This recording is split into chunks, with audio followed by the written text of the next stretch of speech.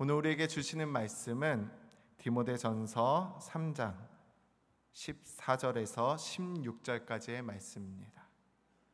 디모데전서 3장 14절에서 16절까지 말씀, 우리 3절 말씀이니까 우리 함께 합독하도록 하겠습니다. 함께 읽겠습니다. 내가 속히 내게 가기를 바라나 이것을 내게 쓰는 것은 만일 내가 지체하면 너로 하여금 하나님의 집에서 어떻게 행하여야 할지를 알게 하려 함이니 이 집은 살아계신 하나님의 교회요 진리의 기둥과 터니라. 크도다 경건의 비밀이여 그렇지 않다 하느니 없도다. 그는 육신으로 나타난 바 되시고 영으로 의롭다 하심을 받으시고 천사들에게 보이시고 만국에서 전파되시고 세상에서 믿음 바 되시고 영광 가운데서 올려지셨느니라. 아멘. 안녕하세요. 저는 이제 신평 장님 기쁜 마을에 담당하고 교구를 섬기고 있는 신진우 목사입니다. 오늘 본문 우리가 한번 읽어봤던 이 디모데전서, 특히 3장 14절에서 16절은 이 디모데전서의 어떤 경첩, 힌지와 같은 역할을 하는 중요한 본문입니다. 디모데전서의 흐름은 이렇습니다. 1장에서 3장까지는 바울의 교회의 기본 질서를 디모데에게 이야기합니다. 1장에서 다른 교훈을 가르치지 말라고 이야기하고, 또 2장에서는 기도하는 교회로서 기도를 어떻게 해야 되는지 기도에 대한 가르침을 줍니다. 그리고 3장에서는 감독과 집사의 자격 요건이 어떠한 것인지를 알려줍니다. 그러고 나서 이제 누가 어떤 자격으로 이렇게 교회를 섬길 것인가에 대한 부분을 1장에서 3장까지 해서 다뤘다면 4장에서 6장까지는 실제적인 목회 현장의 문제들을 좀 다뤄줍니다. 거짓 교사들의 대처법, 다양한 연령층과 계층 목양법, 그리고 물질관과 경고 훈련 등을 어떻게 교회 안에 가르치고 적용할지에 대해서, 그래서 이 4장에서 6장은 어떻게 교회를 이끌어 갈 것인가에 대해서 그 방법론, 교회를 잘 세워갈 목회적 방법론에 대해서 가르쳐주는 본문입니다. 근데 이 두 본문 사이, 그러니까 1장에서 3장 사이, 그리고 4장이 시작되기 그 직전인 본문이 바로 오늘 본문인 것이죠. 근데 이 두 본문 사이에서 가장 중요한 부분을 바울이 잠시 멈춰서 선언합니다. 뭐라고 선언하죠? 교회는 진리의 기둥과 터라고 선언을 하는 것입니다. 교회는 진리의 기둥과 터라는 것은 단순한 교회론을 이야기한 것이 아닙니다. 누가 어떻게 섬길 것인지, 또 교회가 무엇인지, 교회를 어떻게 세워갈 것인지 그 방법론을 이야기에 앞서 교회가 무엇인지 그 정체성을 분명하게 한 것이 오늘 본문인 것이죠. 왜냐하면 교회가 아무리 좋은 일꾼이 있을지라도, 아무리 좋은 방법의 어떤 지혜가 있을지라도 그 교회의 정체성이 흔들리면은 그 모든 것들이 다 무너지고 말기 때문입니다. 그러므로 교회의 정체성을 바로 아는 것이 너무나도 중요하기에 바울은 디모데에게 편지하면서 이 중요한 중간에 이것을 언급하고 있는 것이죠. 오늘 말하고 있는, 바울이 디모데에게 이야기하고 있는 교회의 중요한 정체성이 무엇인가요? 바로 교회는 진리 대신 예수 그리스도, 그 예수 그리스도의 기둥과 터라는 정체성입니다. 오늘 이 부분을 가지고 함께 말씀을 나누고자 합니다. 오늘 본문은 교회가 진리의 기둥과 터라는 그 교회의 정체성 분명히 언급하고 있습니다. 우리 한번 그 말씀 한번 읽어보면 좋겠습니다. 15절 말씀 우리 함께 읽겠습니다. 만일 내가 지체하면 너로 하여금 하나님의 집에서 어떻게 행하여야 할지를 알게 하려 함이니 이 집은 살아계신 하나님의 교회요 진리의 기둥과 터니라. 바울은 디모데에게 편지하면서 자신이 직접 가서 내가 꼭 너를 만나서 이야기하고 싶은 내용이 있는데 내가 가는 것이 지체되니까 어쩔 수 없이 이렇게 편지를 써서 이야기한다 하면서 하나님의 집인 교회는 진리의 기둥과 터로서의 그 역할을 감당해야 한다고 바울은 디모데에게 이야기하고 있는 것이죠. 교회는 진리의 기둥과 터입니다. 교회가 진리의 기둥과 터라는 것이 어떤 의미인지 한번 생각해 보고자 합니다. 제가 이 신학을 하기 전에 원래는 건축을 전공했습니다. 그 건축 중에서도 건축 구조, 스트럭처, 그러니까 건축물의 뼈대라고 할 수 있는 부분을 제가 구조 계산하는 것을 전공했거든요. 그러다 보니까 제가 이제 좋아하는 이제 건축 이제 용어들이 있어요. 기둥, 보 이런 거, 기초, 뭐 벽 이런 걸 좋아하거든요. 왜냐하면 제가 그거를 구조 설계를 했었기 때문에. 그래서 제가 이런 것들 좋아하는데, 그러다 보니까 오늘 본문은 누구보다 건축가의 입장에서 잘 해석하고 이해하고 전할 수 있는 사람이 저라고 생각됩니다. 그러니까 한번 잘 들어보시기 바랍니다. 근데 이제 당시의 건물의 기둥은 오늘날의 기둥과 조금 의미가 달라요. 그래서 당시의 건물이 어떠했는지 우리가 잘 알아야지만 그 기둥이 하는 역할이 무엇인지 잘 알 수 있는데, 이해를 돕기 위해서 제가 사진을 하나 준비했습니다. 이 왼쪽 편에 보이시는 이 건물은 당시에 이제 예수님 당시 또 사도 바울이 있었던 당시에 있었던 회당, 그렇죠? 많은 이제 회당에서 예수님이 가르치시기도 하고 또 변론도 하시고 이렇게 증거하셨잖아요. 그런 회당의 모습을 이제 구현한 사진입니다. 당시에 이제 건물들의 특징은 기둥들이 굉장히 많이 있어요. 그 기둥이 어떻죠? 크고 굵고 높아요. 그렇죠? 그런 건물의 특징이 있는 것이죠.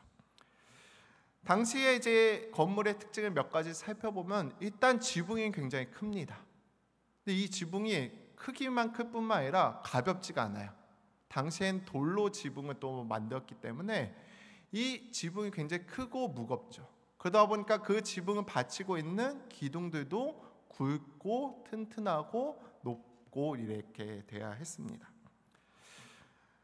그리고 그러기에 이 건물에 있어서, 당시 건물에 있어서는 기둥의 역할이 제일 중요했어요. 그렇죠? 왜냐, 이 공간을 확보하기 위해서는 위에 지붕이 있어야 되는데 그 지붕이 무겁기 때문에 이 기둥이 그 지붕을 잘 받치고 있어야지 이 건물이 설 수가 있기 때문입니다. 그렇게 기둥이 굉장히 굵고 또 긴 것을 볼 수가 있습니다. 당시의 기둥들이 얼마나 튼튼했는지 오른편에 보시는 이제 사진을 보시면 알 수 있다시피 오늘날에 남아있는 유적들이 지붕들은 다 날아갔는데 기둥들은 그대로 버티고 서 있는 것들을 우리가 볼 수 있습니다. 그리고 기둥뿐만 아니라 오늘 본문에 나오는 터, 기초도 굉장히 중요한 역할을 했습니다. 기둥들 밑에 있는 이제 네모난 박스 형태의 모양들이 있는데 그것들이 이제 오늘 본문에서 이야기하는 터입니다. 이 기초는 이 무거운 지붕 또 그것을 받고 있는 기둥을 잘 받쳐주기 위해서 무엇보다 튼튼하고 어떻게 보면 반석과 같이 잘 버티고 있을 수 있어야 하는 그런 역할을 감당하고 있는 것이 터의 역할입니다. 네, 당시 건물에 또 여러 가지 상징적인 의미를 담은 부분이 있었는데 그것이 무엇이냐? 삼각 모양의 이제 지붕. 사진 두 번째 사진 한번 띄워주시겠어요? 이제 보시면 이제 지붕의 이제 전면부에 삼각형 모양의 여러 그림이나 여러 이제 모양들을 조각해 놓은 것을 볼 수가 있습니다. 이것은 무엇이냐? 이 건물이 어떤 용도로 사용되는지를 주로 보여주고 있어요. 이 사진은 이제 당시 그리스 신전을 이제 미국에다가 다시금 재현해서 만들어 놓은 건물입니다.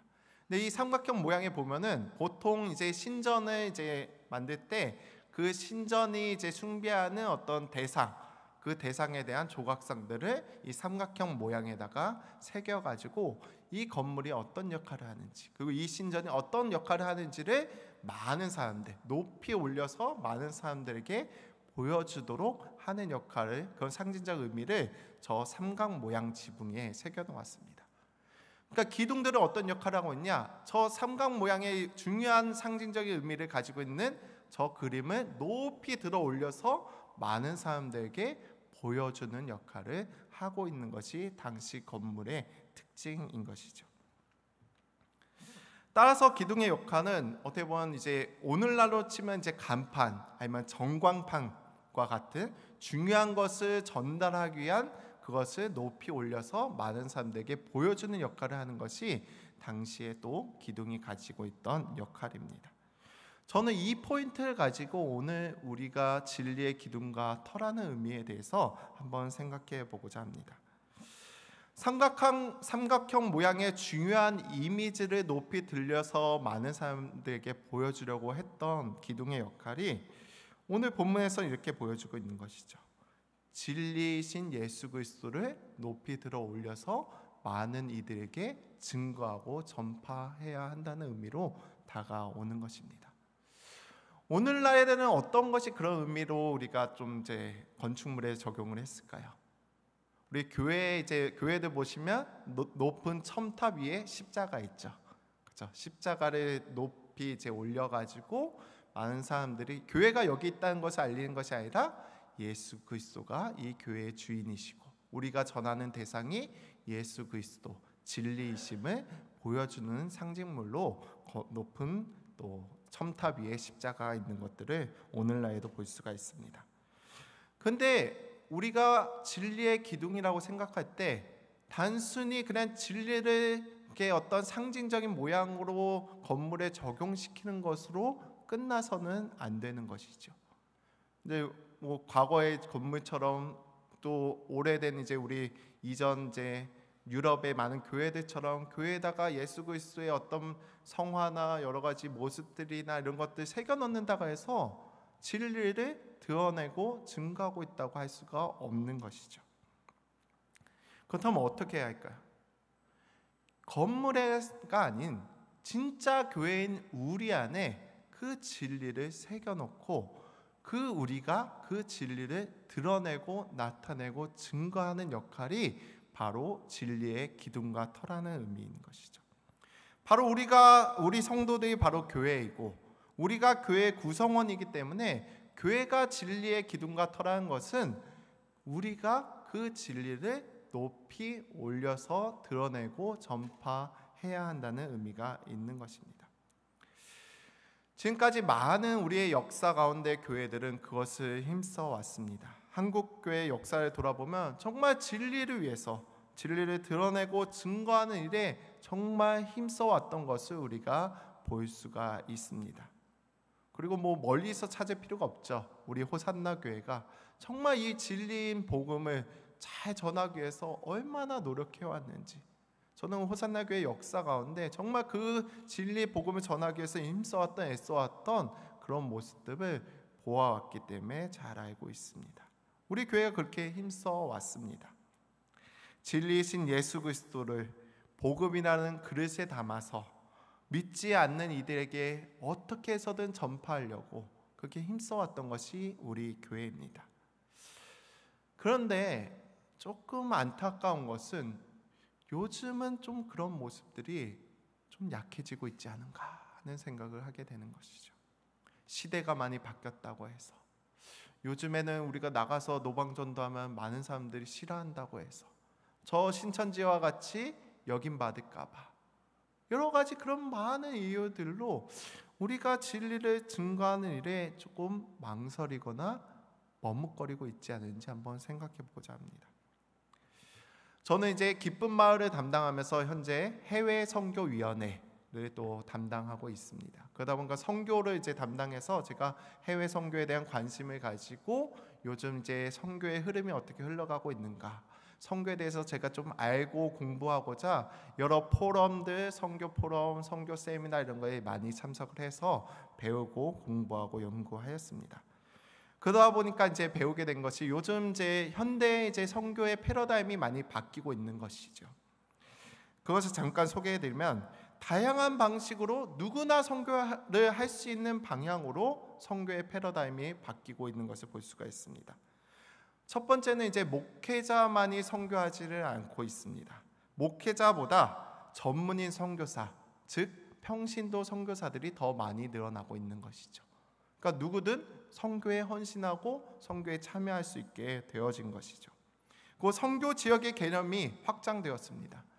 보통 선교라고 하면 해외로 나가야 했습니다. 근데 오늘날에는 국내에 들어와 있는 이주민들, 다문화들을 선교의 방향성을 두고 그것에 더 집중하고 선교하고 있는 모습들이 요즘 선교의 흐름입니다.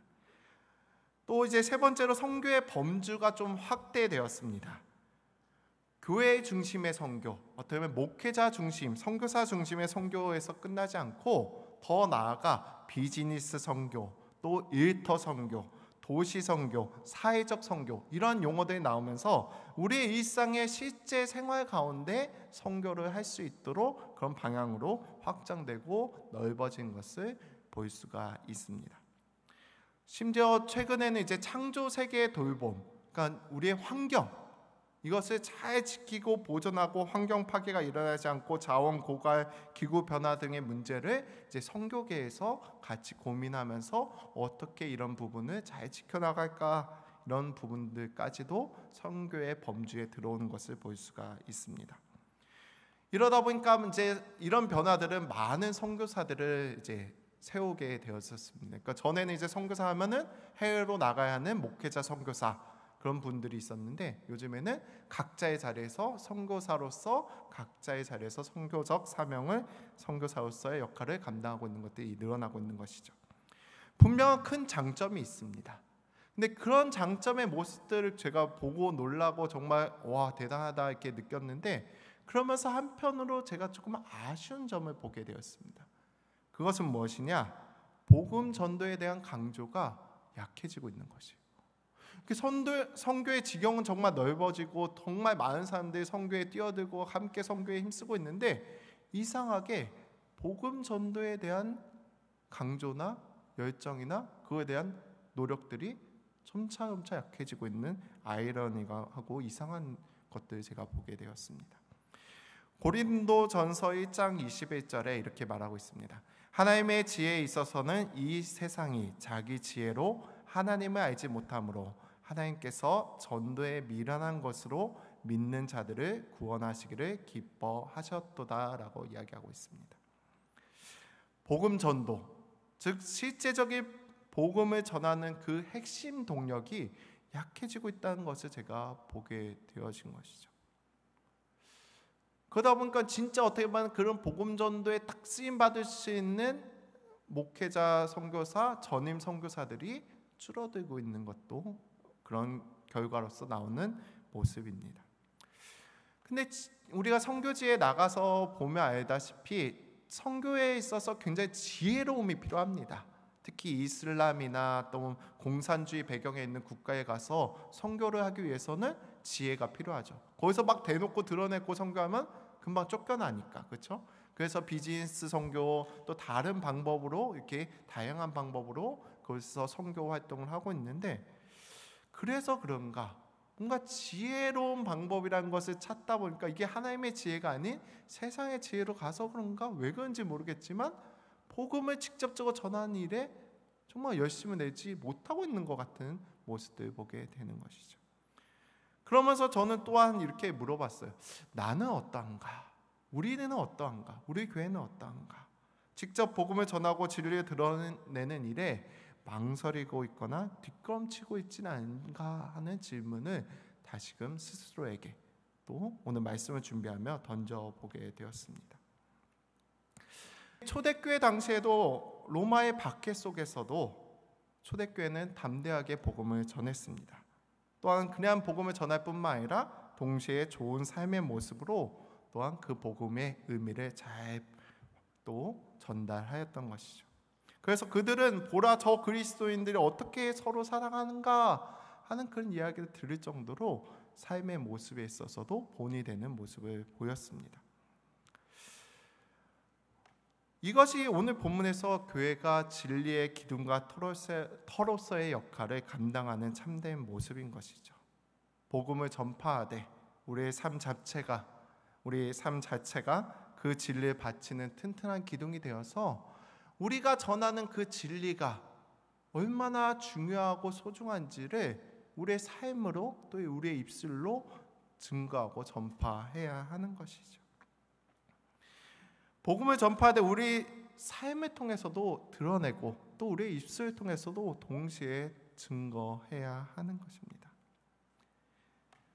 그러기 위해서는 우리 그 진리를 바치고 있는 기둥인 우리의 모습이 정말 중요한 것 같아요. 우리 기도 학생들이 정말 좋은 인싸고 또 친구들에게 사랑받는 그런 친구들이었기에 그 친구를 통해서 정말 복음이 놀랍게 역사되어지는 것처럼 우리의 모습이 그런 모습이 되어야 되는 것 같아요. 아까 사진에 보셨죠? 기둥들이 볼품 없었나요? 아니죠. 정말 튼튼하고 곧게 서가지고 그 위에 있는 그 무거운 삼각형 모양의 그것을 받치고 흔들리지 않고 그걸 쫙 증거하고 있는 그 이미지처럼 우리가 그런 존재들이 되어야 하는 것이죠. 우리에게 주어진 진리이신 그 예수 그리스도를 그렇게 힘있게 전파해야 하는 것입니다. 그리고 우리가 기둥의 역할로서는 그 진리이신 예수 그리스도를 드러내고 증거하는 것이었다면 터의 역할은 무엇일까요? 교회가 진리의 터로서의 역할은 이렇습니다. 진리를 바르게 알고 지켜내는 역할이 터로서의 역할입니다. 터라는 것은 무엇이냐? 기둥 밑에 네모난 박스로 그 기둥을 받치고 있는 돌을 말이에요. 그러니까 어떻게 보면 굉장히 우리가 기초와 같은 것이죠. 건물에 있어서 우리가 지금 명지가 굉장히 기초 공사를 다 끝내고 이제 건물을 올리고 있잖아요. 지금 아직 우리 교육과는 계속 기초를 공사하고 있는 거예요. 그러니까 터다지기를 하고 있는 거야. 이 터가 정말 이 큰 건물을 잘 받칠 수 있도록 열심히 터를 다지고 있는 것이죠. 그만큼 터가 중요한 거예요. 왜냐? 기초가 무너지면은 이 건물 자체가 무너져 버리기 때문인 것이죠. 근데 우리가 진리의 터라는 의미는 그런 것이죠. 이 진리이신 예수 그리스도, 그 진리가 훼손되거나 왜곡되지 않도록 잘 지켜내고 수호하는 역할이 우리가 해야 하는 역할이라는 것입니다. 교회는 이제 그 교회의 역사 가운데 이단성이 있는 여러 성경 해석들 속에서 진리를 지켜내기 위해서 부단히 애를 써왔어요. 많은 종교 회의들을 통해서 진리가 무엇인지 명확하게 성경을 통해서 발견하고 찾고 정리하고 그것을 가르치고 그것을 지켜나가도록 힘써왔던 것이죠.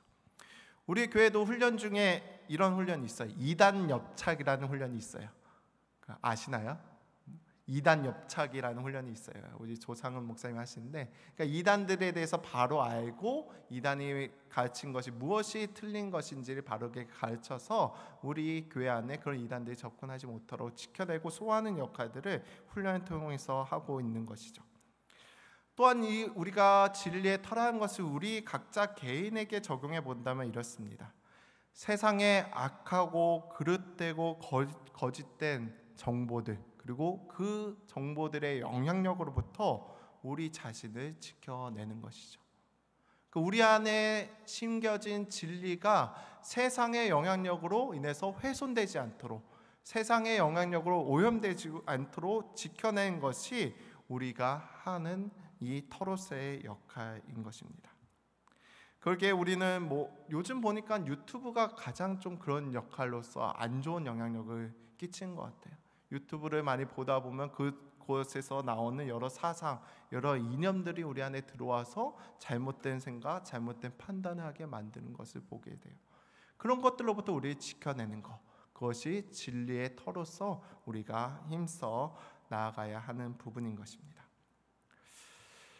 그렇다면 어떻게 해야 이 진리를 바르게 전파하고 그 진리를 바르게 수호하고 지켜낼 수 있을까요? 그 답은 우리가 전하고 지켜야 할 그 진리가 무엇인지 바로 알 때 우리가 그것을 바르게 기둥으로서 또 터로서의 그 진리를 지켜내고 수호할 수 있을 거라 생각됩니다. 그래서 두 번째 이제 진리가 무엇인지에 대해서 잠깐 나누도록 하겠습니다. 진리는 바로 예수 그리스도이십니다. 바울은 15절에 교회가 진리의 기둥과 터라고 선언한 이후에 16절에서 크도다 경건의 비밀이여 그렇지 않다 하는 이 없도다 하면서 그 진리를 분명하게 밝히고 있는데, 우리 한번 16절 말씀 함께 읽어보겠습니다. 함께 읽겠습니다. 크도다 경건의 비밀이여 그렇지 않다 하는 이 없도다. 그는 육신으로 나타난 바 되시고 영으로 의롭다 하심을 받으시고 천사들에게 보이시고 만국에서 전파되시고 세상에서 믿음 받으시고 영광 가운데서 올려지셨느니라. 이 말씀은 진리이신 예수 그리스도를 이야기하고 있죠. 그렇죠? 그분이 이 땅에 오셔서 어떤 것들을 행하셨는지, 그것이 참된 진리임을 선포하고 있는 그 예수 그리스도 찬양하고 있는 어떤 찬양시와 같은 내용입니다. 그것들 한번 하나씩 조금만 살펴보면은 첫 번째는 육신으로 나타난 바 되시고 라고 이야기하고 있습니다. 이것은 무엇을 의미하죠? 예수 그리스도의 성육신을 나타내는 것이죠. 하나님의 아들이신 예수님께서 우리와 똑같은 인간의 모습으로 이 땅에 오신 것을 의미합니다. 전능하신 하나님께서 왜 연약한 인간의 모습으로 오셨나요? 바로 우리의 죄의 문제를 해결해 주시기 위해서 우리와 동일한 인간의 모습으로 오신 것이죠.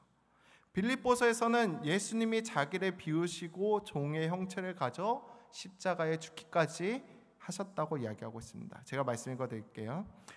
오히려 자기를 비워 종의 형체를 가지사 사람들과 같이 되셨고 사람의 모양으로 나타나사 자기를 낮추시고 죽기까지 복종하셨으니 곧 십자가에 죽으심이라고 이야기하고 있습니다.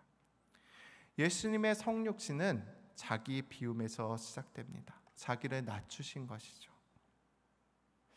이거는 우리가 예수 그리스도를 그 진리신 예수 그리스도를 선포하는 데 있어서 우리의 태도가 어떠해야 하는지를 보여주고 있는 것이죠.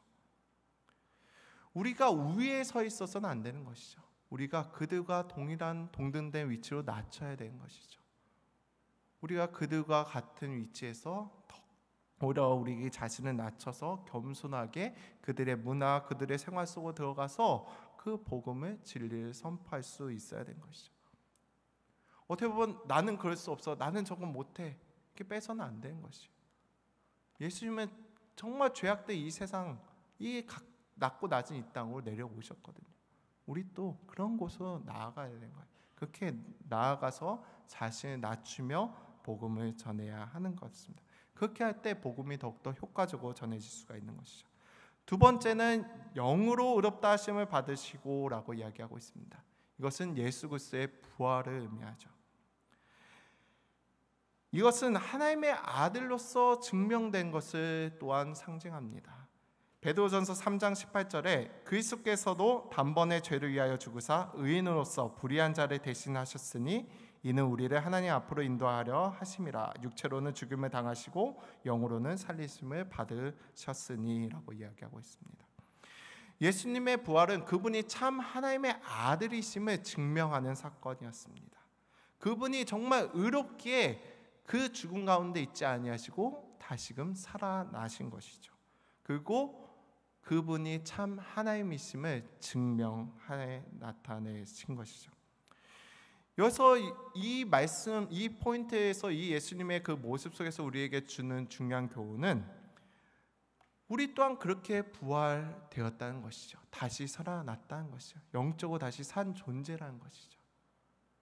그러니까 우리 또한 우리가 어떻게 하나님 안에서 구원받았는지 그 증거, 그것을 증명해낼 수 있는 그런 간증이 우리 안에 있어야 한다는 것이에요. 그래야지 우리가 진리를 전파할 수가 있겠죠. 예수님이 부활하실 뿐만 아니라 우리를 살리셨어요.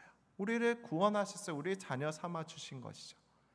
그 은혜, 그 감격, 그것을 우리의 입술, 우리의 간증으로 선포할 때 그것이 진리를 증명하고 또 예수님이 참 하나님이심을 증명할 수 있는 도구로 쓰임받게 되는 것입니다. 세 번째는 천사들에게 보이셨다고 이야기하고 있습니다. 이건 천상에서도 인정과 경배를 받은 것이죠. 예수님의 탄생 때부터 부활과 승천에 이르기까지 천사들이 증언하고 있습니다. 그들도 예수님께 영광을 돌렸습니다.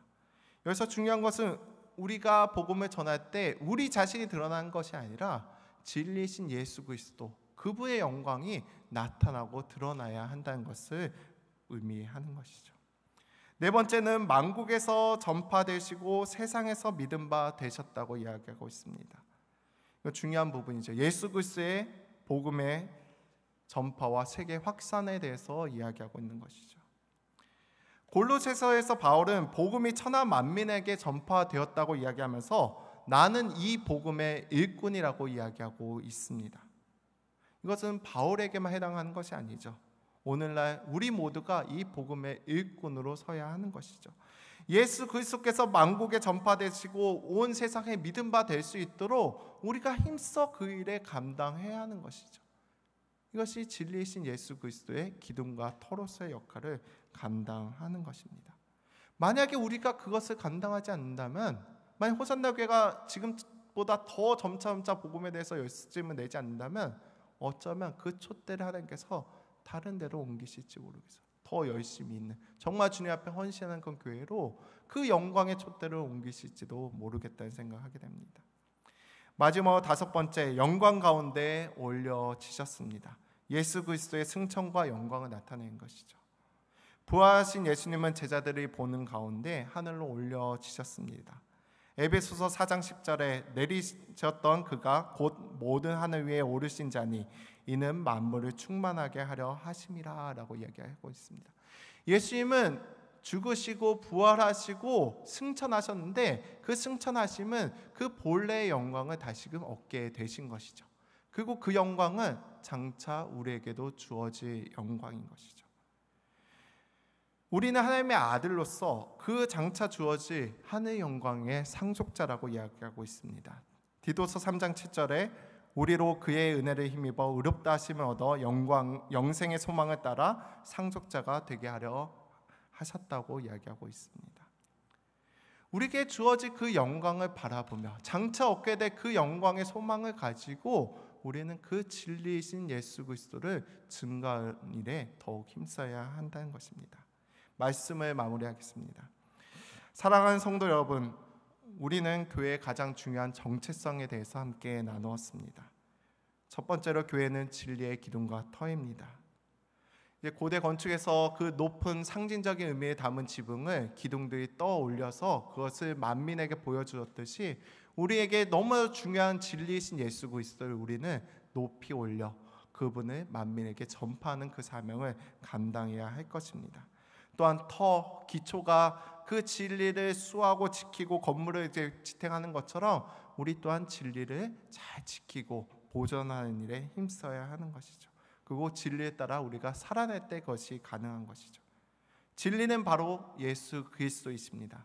16절에서 찬송하며 고백했듯이 성육신하시고 부활하시고 천사들에게 영광 받으시고 만국에 전파되시고 영광 중에 승천하신 그 예수 그리스도, 그분이 우리가 전해야 될 진리이십니다. 그리고 우리가 그 진리를 선포할 때 모든 것을 승리하신 예수님께서 우리를 도우시며 각 자기 자신을 나타내 보이실 것입니다. 다만 우리는 그 일에만 힘쓰는 것이죠. 오늘날 포스트 모더니즘 시대입니다. 그렇게 절대 진리를 주장하는 것이 때로는 받아들여지지 않고 외면당할 수가 있습니다. 하지만 우리에게는 분명한 정체성이 있습니다. 진리의 기둥과 터로서의 정체성이죠. 그러기에 우리 각자 오늘 말씀을 생각하시면서 나는 나의 삶 속에서 진리의 기둥과 터로서 어떻게 살아갈지를 고민하고 결단하시고 그렇게 살아가시는 우리 성도님들 되시기를 주님의 이름으로 축원드립니다.